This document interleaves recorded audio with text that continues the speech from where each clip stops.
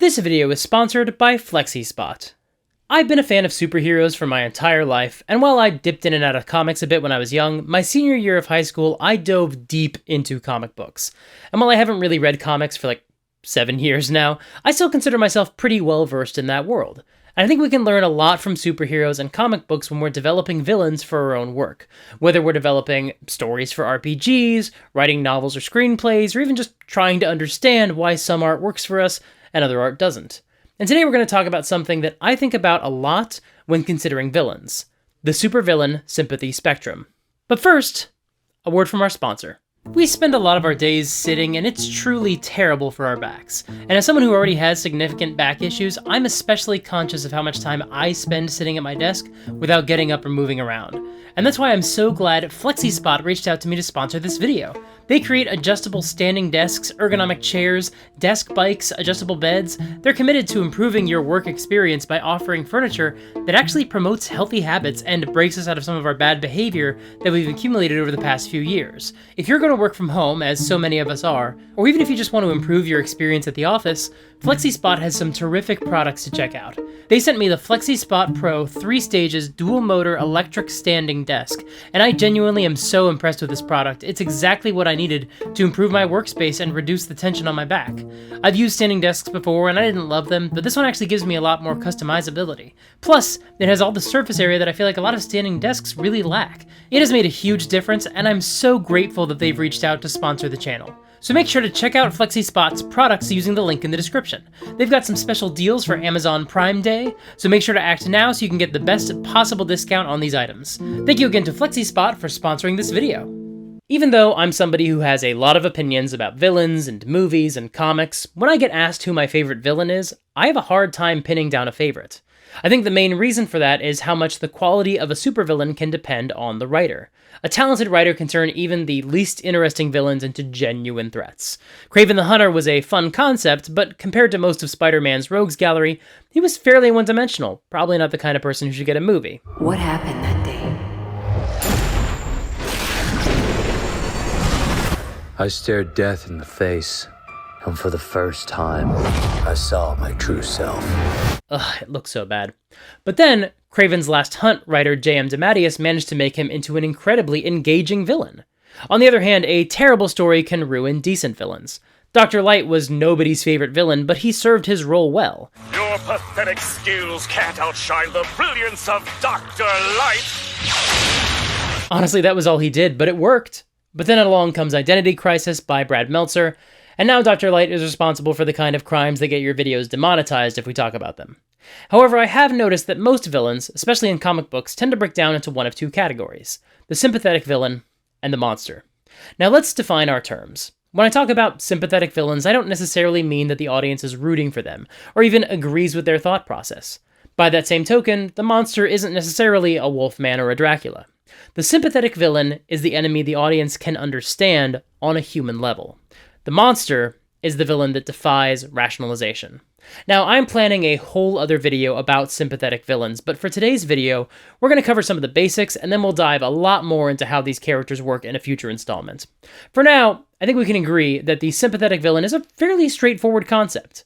And honestly, they're kind of the types seen most often in fiction. These are the bad guys whose actions and behaviors are, hopefully, justified by their backstory. These villains often have a moment in the story where the audience can say, you know, I can't say I agree with what he's doing, but if I were in the same position, I might do the same thing. These villains are often the ones I find the most interesting. I love analyzing how a character who seems evil, and in some cases unambiguously is evil, could be absolutely justified in their actions, at least in their own minds. In comics, some examples of the sympathetic villain include Magneto, Mr. Freeze, and the modern post-MCU version of Loki. Outside of comics, we have Darth Vader, Roy Batty in Blade Runner, and Ben Linus in Lost, among others. Although I'm sure that last one is going to prompt a lot of debate, and that's totally reasonable, and we'll get to that later. And then there's the monster. The truth is, nobody in the world thinks of themselves as evil. Anytime you see a horrible, wretched human being in the news or in history, you have to realize that they think they're doing the right thing. But we've all agreed to suspend that idea for the monster villain. These folks do horrible things for no good reason or for reasons we can't begin to fathom. In comics, examples in this category include the Joker, the Green Goblin, and Darkseid. In movies, we find examples like Hannibal Lecter, Anton Sugar in No Country for Old Men, and John Doe in Seven. This doesn't mean that they have no explanation for their villainy, but that we aren't meant to sympathize with their ideology. It's important to note that sympathetic villains can still be monstrous. In fact, a strong motivation can make them even more frightening as they carry out their horrible acts. A great example of this is honestly Roy Batty in Blade Runner. But for today's purposes, the monster is going to refer to the villain who already comes into the story as a dangerous menace, shows up apparently out of nowhere, and often does not have an origin. In a college class on science fiction films, a teacher once explained that the difference between magic and science in film is whether anybody bothers to try to explain why something has happened. For example, this virus is animating recently deceased tissue and reviving the recent dead without their higher brain function, versus the dead are rising and it doesn't matter why, we need to run. That's sort of also the difference between sympathetic villains and monsters as well, i.e., the man who kills people because he was driven to think that there's no other way to get what he wants, versus the dude who eats people just because he wants to. Full stop, no questions asked. Well, next time, bring your wife. I'd love to have you both for dinner. This doesn't mean that every villain falls neatly into one category or the other. They all fall somewhere along what I call the supervillain sympathy spectrum. This spectrum runs from one extreme, an ultra-sympathetic character, to the other extreme, a character who is devoid of sympathy. And it's no coincidence that on opposite ends of the spectrum, we have these two characters who are arguably two of the greatest supervillains in comic book history, Magneto and the Joker. First, let's talk about Magneto.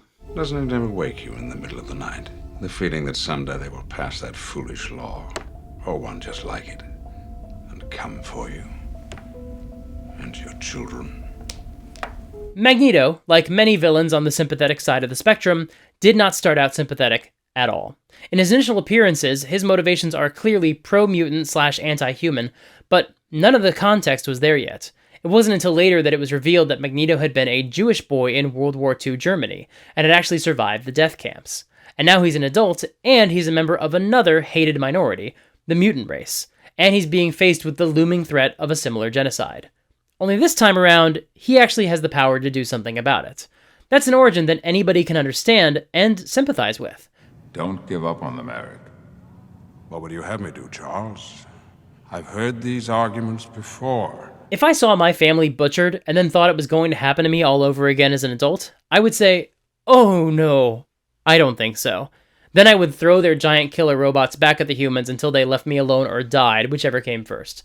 My people would take over the world and the Homo sapiens would get nothing and like it.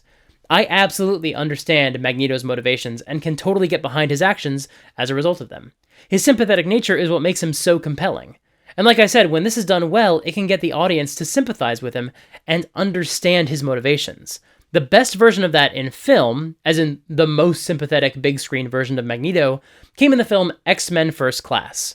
For those who haven't seen the movie, go check it out. It's good, and we're going to spoil the film in a minute, so watch it now. That film makes a lot of really smart decisions to win us over to his argument. Not only do we see more of his trauma play out in the prologue to the film, which is not always necessary, but it is effective in this case, but we also get to see him as a young, hot guy hunting Nazis, which is terrific. More movies should be about young, hot guys hunting Nazis. Then we get to see how truly lost he is, to the point where he doesn't even remember having a positive memory until Charles brings it out of him with psychic powers. So not only do we see that he's really damaged, but we see that there's hope for him one day to be moderately well-adjusted. Charles helps him walk that path, guiding him to see that the best way to get access to his powers is to find the balance between rage and serenity. Which, look, I like this movie a lot, but that sentiment is kind of nonsense. What's the point between rage and serenity? It's just agitation? But the point is, we are rooting for Magneto for the entire movie. We want to see him get revenge, even though Charles is right in saying that killing Shaw will not make Magneto's life better. But because we've rooted for him for so long, when he finally turns against the other heroes, he's the ultimate sympathetic character. At the end of the film, when the Russians and Americans fire on our heroes, Charles tries to talk down Magneto so he doesn't retaliate. And given everything we've seen so far, he makes the exact wrong argument to try to convince him. There are thousands of men on those ships, good, honest, innocent men. They're just following orders. I've been at the mercy of men just following orders.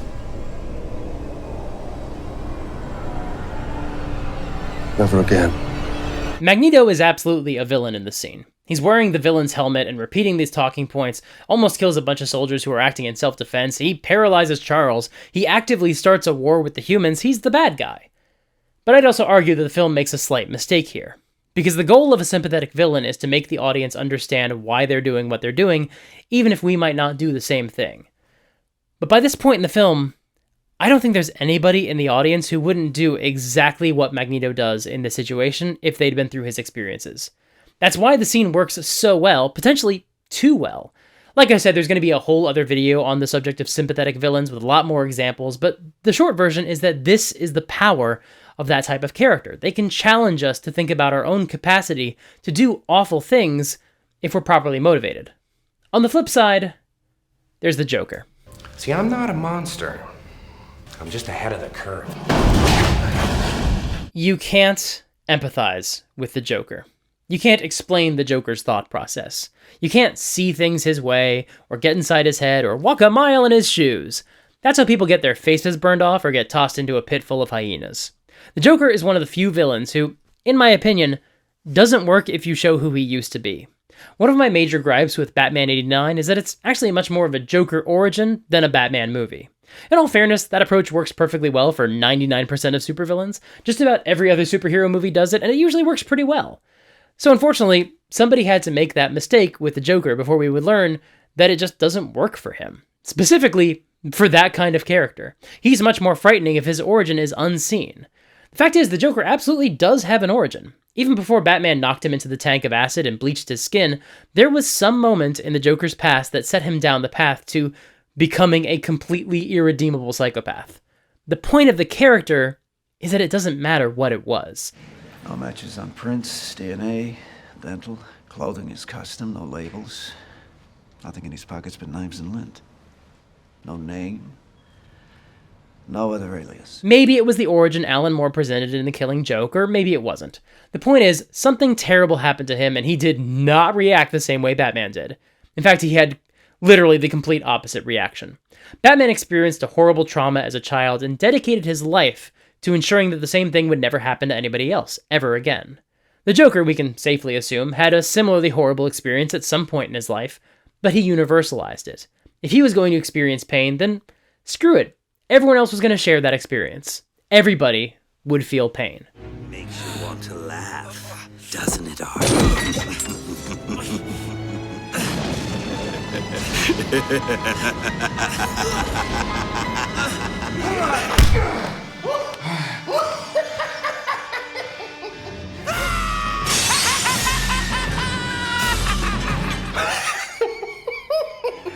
It'd be funny if it weren't so pathetic. No, what the heck, I'll laugh anyway. Whatever gets you through the day, dude. Now, obviously, I just talked about how the Joker can't/shouldn't have an origin story, so how do I reconcile that with Joker? But that's not a film about a supervillain, it's a Scorsese riff about a man with some severe mental issues that get ignored for too long. And I would argue that it's not trying to depict a villain at all. The film wants you to empathize with Arthur Fleck because he is the protagonist. Even when Magneto is at his most sympathetic in X-Men First Class, sure, he's fighting against another villain, but the film still ends with Magneto going too far and becoming a villain, betraying our other protagonist, Charles Xavier. The Arthur Fleck version of the Joker has a completely different narrative goal because there is no other protagonist to take his role once he crosses over to villainy. Plus, he doesn't really defeat the true villain of the piece because his enemy is society. I mean, arguably the antagonists of the film are Murray Franklin and Thomas Wayne, but both of them are more like avatars of society as a whole. Their deaths don't really solve Arthur's problems. Joker wants to hang a whole film on Arthur, so he's not really the version from the comics. He's his own creature. As I said before, most villains fall somewhere between the two sides of the spectrum. Yes, that's right. I lied in a YouTube thumbnail to get you to click on it. Many villains in movies have an established motivation, but that doesn't necessarily make them sympathetic. For example, Dennis Hopper's character in Speed does have a backstory, but it doesn't really get the audience on his side, right? It only serves to provide just enough motivation to justify his existence as a movie villain, and to offer some explanation of how he knows so much about bombs. Exposition isn't the same thing as justification, at least for our purposes. It's also important to note that, as was the case with Magneto, Mr. Freeze, Ben Linus, Sylar from Heroes, Lots of villains start out as monstrous and gain later characterization and backstory and pathos. The difference, and what separates them from the Joker or Hannibal Lecter, is whether or not an attempt to justify the characters with sympathetic backstories actually reduces their effectiveness. I really wasn't interested in a story about how the Joker was just a sad man who needed help, and it seems like nobody wanted a movie about Hannibal Lecter's rough childhood. Those characters are monsters, because at the end of the day, giving them an origin story dilutes their effectiveness as villains. The sympathetic villains, on the other hand, are the ones where the added details help to provide texture and richness, and make the characters more engaging and effective. People who love horror movies probably have a lot of complicated feelings about that already. For example, I know the Halloween franchise keeps adding new details to Michael Myers' backstory. At what point do those enhance his story, and when do they become unnecessary? Well, I would argue that this spectrum helps you figure that out. Adding some backstory can help you understand why he's doing what he's doing, which is fine. You know, you can still have a monster character and know their backstory. That's not incompatible. But when they add more backstory, are they trying to make Michael Myers sympathetic? Is it working? Does it make the villain more effective? This is subjective, obviously, but having this in the back of your mind can help you figure out why some villains work for you and others just don't. But at the end of the day, Magneto and the Joker are the alpha and the omega of supervillains. They're the two best examples of the dudes we love to hate. And I think in some form or another, every other villain exists in the shadow of these two characters. But, like I said, a lot of this is totally subjective, so please let me know in the comments, what do you think? Did this help you think about villains from a new perspective? Or am I wildly off the mark? Let me know, because I would love to hear what you have to say. Why do you ask questions to which you already know the answers? Thank you so much for watching. If you enjoyed this video, please hit the like button. I make new videos every Monday and Thursday, so make sure to subscribe and ring the bell. If you'd like to support me financially, please consider checking out my Patreon. I would also love for you to join my Discord server. We have a really wonderful community there that helps give each other advice. I think we can all help each other a lot. It's really wonderful. And be sure to follow me on Twitch and sign up for my newsletter. Click here to see a video about D&D's most iconic characters. Spoiler alert, they're always villains. Until next time, play fair and have fun.